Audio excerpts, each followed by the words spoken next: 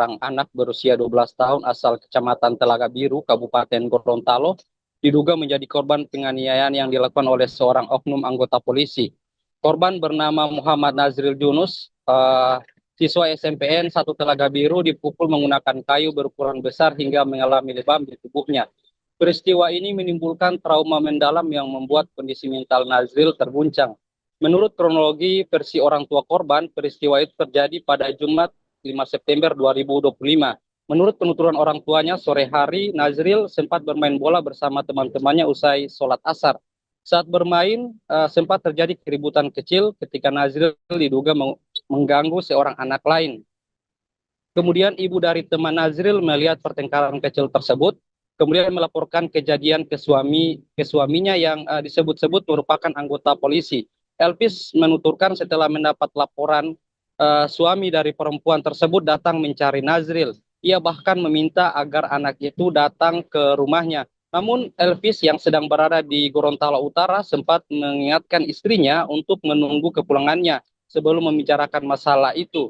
Tidak disangka saat Nazril kembali ke masjid menjelang sholat maghrib justru terjadi peristiwa pemukulan oleh oknum anggota polisi tersebut. Menurut Elvis, anaknya dipukul berkali-kali dengan kayu besar.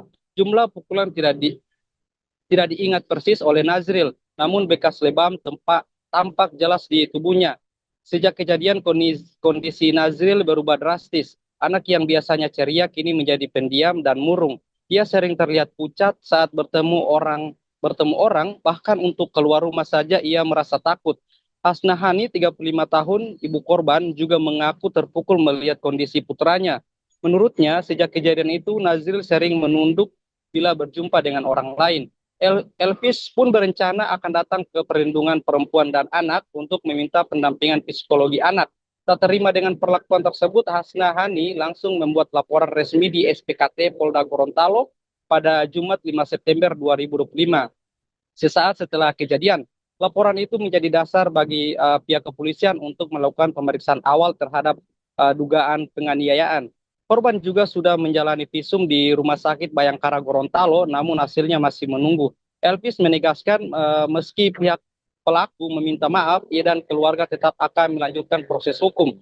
Menurutnya, tindakan main hakim sendiri tidak bisa dibiarkan, apalagi menyasar anak-anak.